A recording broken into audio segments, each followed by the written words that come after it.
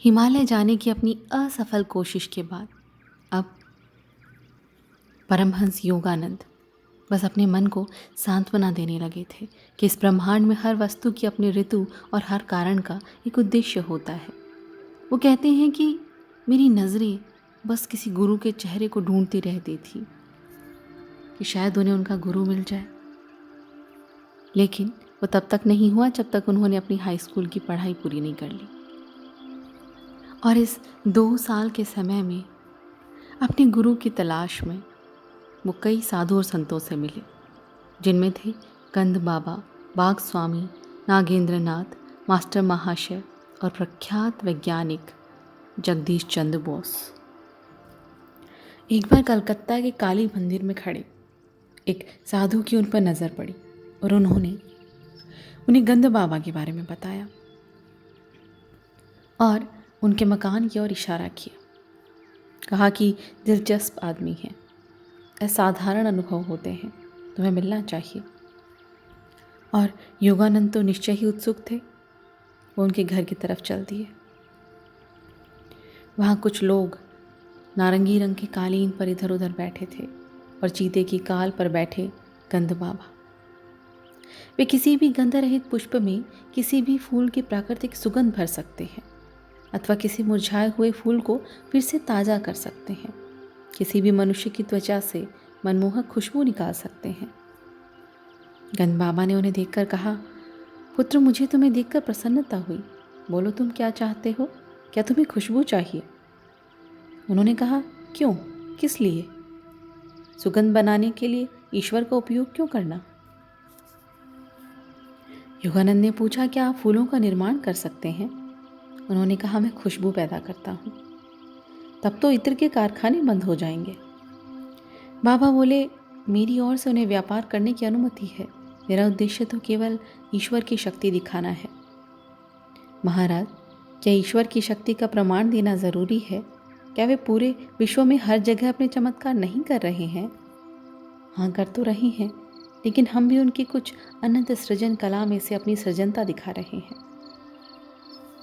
गंध बाबा को अपनी ये सिद्धि प्राप्त करने में 12 वर्ष लगे, लेकिन योगानंद को वो बात समझ नहीं आई और ना ही वो बाबा उन्हें आकर्षित कर पाए।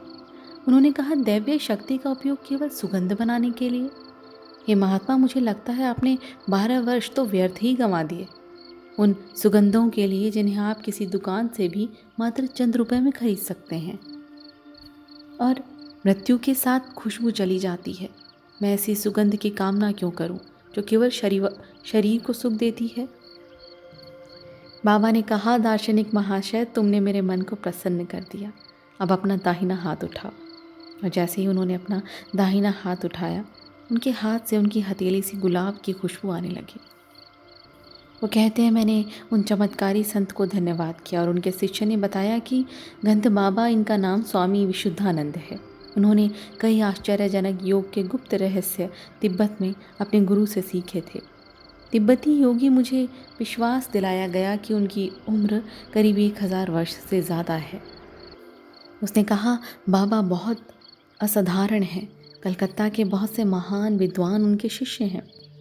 लेकिन योगानंद, वो कहते हैं, मैं तो मन ही मन सोच रहा था, मैं स्वयं को उनके शिष्यों की श्रेणी में नहीं रखूँगा।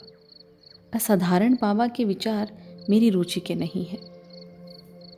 और वो वहाँ से चले गए और अब भी वो अपने गुरु की तलाश में थे। वो कहते हैं, मुझे कई वर्षों बाद समझ आया कि कैसे गंध बाबा ने वस्तुएं पैदा करने की सिद्धि प्राप्त की। यह पद्धति दुनिया की भूख से पीड़ित मानव झुंडों की पहुंच से बाहर है। मानव की विभिन्न इंद्रियों द्वारा जो उन्हें स्पर्श, रस, रूप, गंध और शब्द को जो विविध अनुभव होता है, वो इलेक्ट्रॉन और प्रोटॉन की संवेदनात्मक विविधता से होता है। इनको लाइफ्ट्रॉन्स नियंत्रित करते हैं और यह प्राण तत्व आणविक ऊर्जा से भी सूक्ष्म होते हैं और 5 विशिष्ट संवेदी तंत्रिकाओं से युक्त होते हैं। गंध बाबा, उन्होंने ब्रह्मांड की शक्तियों के साथ कुछ विशिष्ट विधियों द्वारा संबंध में बैठाकर लाइफ्ट्रॉन्स की संरचना को व्यवस्थित कर इच्छानुसार फल बनाते हैं। उनका विभिन्न प्रकार की सुगंध निकालना, फल पैदा करना और दूसरे चमत्कार केवल संवेदनाओं के बदलाव से होते हैं। और वे चमत्कार सम्मोहन द्वारा उत्पन्न आंतरिक संवेदन नहीं होते थे। लेकिन चमत्कारों का प्रदर्शन जिस तरह से गंध बाबा करते थे वह असाधारण तो अवश्य है, लेकिन अध्यात्म की दृष्टि से देखा जाए तो व्यर्थ है। इसका मनोरंजन के अलावा कोई प्रयोजन नहीं। अतः ईश्वर की यथार्थ खोज में यह साधक को उसके मार्ग से विचलित कर देते हैं। असाधारण शक्तियों का आडंबर, पूर्ण प्रदर्शन, इसका सिद्ध योगी समर्थन नहीं करते। फारसी संत अबू सईद ने जल, हवा और अंतरिक्ष पर अपनी चमत्कारिक शक्तियों का अभिमान करने वाले कुछ फकीरों का उपहास उड़ाया था। मेंढक भी पानी में आराम से रह सकता है। कौवे और गिद्ध भी हवा में आसानी से उड़ते हैं। इस प्रकार शैतान पूर्व में भी है और पश्चिम में भी। सच्चा मनुष्य वह है जो अपने साथियों के साथ सदाचार का पालन करते हुए रहता है, जो खरीदता है और बेचता भी है, लेकिन ईश्वर को एक क्षण के लिए भी भूला नहीं। अपने मस्तिष्क में रखे निम्न विचारों को एक कोने में रख दे और कुछ आपके पास हाथ में है उसे हाथ खोल कर बांटिए। आपत्तियों के आघात से कभी विचलित नहीं होना चाहिए। इस तरह योगानंद कहते हैं कि ना तो निष्पक्ष साधु जो काली घाट में मुझे मिले थे और ना ही तिब्बती योगी द्वारा प्रशिक्षित योगी गंध बाबा, ये दोनों साधु मेरे गुरु की खोज को संतुष्टि नहीं दे पाए थे। इसके पश्चात वो मिले बाघ स्वामी से। जब उन्हें उनके बारे में पता लगा कि वो बड़े बड़े बाघों से लड़ते हैं और अपने हाथों से उन्हें परास्त करते हैं, वो उनसे मिलने पहुँचे। कहते हैं कि जब हमने उन्हें देखा तो बस एकटक देखते ही रहे। इतनी चौड़ी छाती और फुटबॉल की तरह भुजाएं कभी नहीं देखी थी। उनका शरीर काफ़ी हष्ट पुष्ट था, लेकिन मुखमंडल शांत और लहराते केश और एक बाघ की खाल जो उन्होंने कमर पर लपेटी हुई थी, उसके अलावा कोई वस्त्र नहीं। उनसे मिलकर उन्होंने पूछा, क्या आप हमें नहीं बताएंगे कि जंगल के पशुओं में सबसे भयंकर जानवर रॉयल बंगाल टाइगर को परास्त करना कैसे संभव है? वो हंसने लगे, बोले, बच्चों, मेरे लिए बाघों से लड़ना कुछ भी नहीं। ज़रूरत पड़ने पर मैं ये कर सकता हूँ। मैं बस उन्हें बिल्लियों की तरह देखता हूँ। अनेक लोगों में मेरी तरह शारीरिक शक्ति तो होती है, लेकिन उनके अंदर एक दृढ़ आत्मविश्वास की कमी होती है। जो शरीर से मजबूत मगर मन से कमज़ोर होते हैं, वे जंगली जानवर देखकर बेहोश हो जाते हैं। एक बाघ अपने प्राकृतिक वातावरण में रहने वाला हिंसक जानवर सर्कस के अफीम खिलाए बाघ से अलग होता है। ऐसे व्यक्ति जो शरीर से हरक्यूलिस की तरह मजबूत मगर मन से कमज़ोर होते हैं, वे रॉयल बंगाल बाघ के आगे डर के मारे बेबस हो जाते हैं। इसलिए बलिष्ठ शरीर के साथ एक मजबूत मन की शक्ति भी चाहिए होती है, क्योंकि मन ही शरीर की मांसपेशियों को नियंत्रित करता है। बहुत अनुनय विनय करने के बाद उन्होंने अपने जीवन की कहानी बताई और कहने लगे कि बचपन से ही मेरा ध्येय बाघों से लड़ना था। मेरी इच्छा शक्ति तो मजबूत थी, लेकिन मेरा शरीर दुर्बल था। लेकिन अपने स्वास्थ्य और शक्ति के प्रति मैं अपने मन के विचारों में दृढ़ता लाया। इस प्रकार मैंने अपने शरीर की दुर्बलता दूर की। मन की इस अद्भुत शक्ति का महत्व और भी इसलिए बढ़ जाता है क्योंकि मैंने पाया कि बंगाल के टाइगर को परास्त करने वाली यही शक्ति थी। मेरी कहानी कुछ ऐसी है। जब मेरी प्रसिद्धि अपनी पूर्ण ऊंचाई पर पहुंची तो यह अपने साथ गर्व भी लेकर आई, गर्व का नशा लेकर आई, क्योंकि अपनी इस ताकत का वो प्रदर्शन करना चाहते थे। उन्होंने तय किया था कि मैं न केवल बाघों से लड़ूंगा बल्कि लोगों को उसके विभिन्न करतब दिखाऊंगा। उनका ध्येय था कि मैं इतने भयानक और हिंसक जानवर को एक पालतू जानवर की तरह व्यवहार करता दिखाऊं। और उन्होंने ये करतब जनता को दिखाना शुरू कर दिया। लेकिन इसी रास्ते में एक बार उनके पिता उनके पास आए और चिंतामग्न स्थिति में थे। उन्होंने कहा, बेटे, मैं तुम्हें सावधान करना चाहता हूँ। मैं तुम्हें कर्म की चक्की के कारण और असर से बचाना चाहता हूँ। वो अपने पिता की बात मानने को तैयार ही नहीं थे। उन्होंने कहा कि आप भाग्यवादी हैं। क्या अंधविश्वासों को जल की शक्ति अथवा मेरी गतिविधियों का विरुद्ध कर देना चाहिए? बेटा, मैं भाग्यवादी नहीं हूँ, परंतु मुझे पवित्र ग्रंथों में पढ़ाए गए प्रतिफल के नियमों पर भरोसा है। जंगल परिवार में तुम्हारे लिए आक्रोश है और यह कभी तुम्हारी जान के खतरे के रूप में सामने आ सकता है। लेकिन अपने पिता की बात पर उन्होंने बिल्कुल ध्यान नहीं दिया। उनके पिता ने उन्हें फिर समझाया कि देखो, जब मैं ध्यान में बैठा था तो मुझे एक अमंगल सूचक भविष्यवाणी हुई। किसी संत ने मुझे कहा कि तुम्हारे विद्रोही पुत्र के लिए एक संदेश है, उसे अपनी इस बर्बर गतिविधियों को बंद करने के लिए कहो, अन्यथा उसका बाघ के साथ एक घातक घाव के रूप में ख़त्म होगा और अगले 6 महीनों तक मरणासन्न बीमारी से जूझेगा और उसके बाद वो अपना पुराना रास्ता बंद कर एक सन्यासी बनेगा। इस कहानी ने बाघ स्वामी को बिल्कुल भी प्रभावित नहीं किया और वो पिता को भाग्यवादी समझकर अपने ही रास्ते पर आगे चल पड़े। और इसी बीच एक बार वो कूच बिहार की राजधानी पहुँचे, जहाँ उनके पहुँचते ही चारों तरफ खबर पहुँच गई कि ये आदमी जंगली बाघों से लड़ता है। और ये जब खबर उनके राजा तक पहुँची तो राजा ने उन्हें अपने दरबार में बुलाया और काफ़ी इज्जत दी। काफ़ी शान और शौकत से उनका स्वागत किया गया और उसके बाद उन्होंने कहा कि मेरे शहर में अफवाह है कि आप केवल अपने नंगे हाथों से जंगली बाघों के साथ लड़ सकते हैं। क्या ये सच है? मुझे इस पर विश्वास नहीं। आप एक कलकत्ता में सफ़ेद चावल पर पलने वाले शहरी व्यक्ति हैं। सच सच बताइए कि क्या आप बिना रीढ़ के नशे में चूर बाघों के साथ लड़ते हैं या फिर किसी असली बाघ के साथ?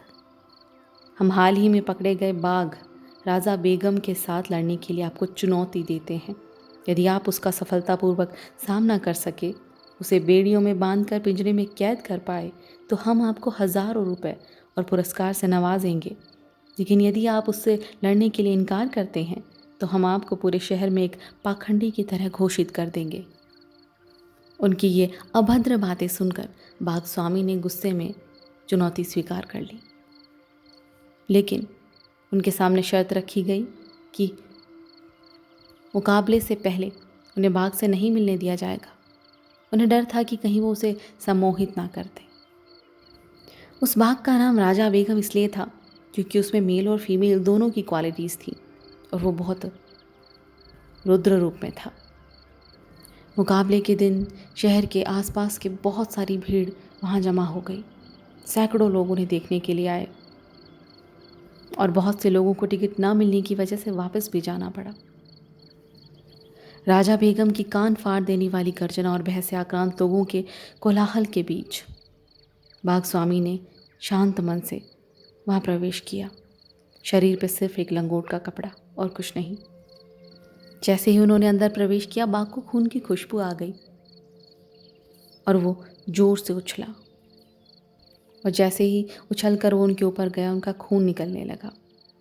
और स्वादिष्ट दावत होती है उनके लिए मानव का खून, जो उनकी बाहों से बह रहा था। संत की भविष्यवाणी सत्य प्रतीत होती लग रही थी और वो लगातार अपनी मुट्ठियों से उसके सर पर प्रहार कर रहे थे। लेकिन खून के स्वाद में राजा बेगम के ऊपर एक उन्माद पैदा कर दिया था। पिंजरे में शोर था, खून के छींटे उड़ रहे थे, बाघ के गले से दर्द की चीख निकल रही थी और दोनों लुलहूलुहान थे। दर्शक चीख रहे थे कि गोली चलाओ, बाघ को मार डालो। और अंत में बाघ स्वामी ने अपनी पूरी ताकत लगाकर उसके मस्तक पर अंतिम प्रहार किया और बाघ गिर गया। लेकिन उसने उनके शरीर पे एक ऐसा भयंकर घाव किया था जिसे भरने में लगभग 6 महीने लग गए।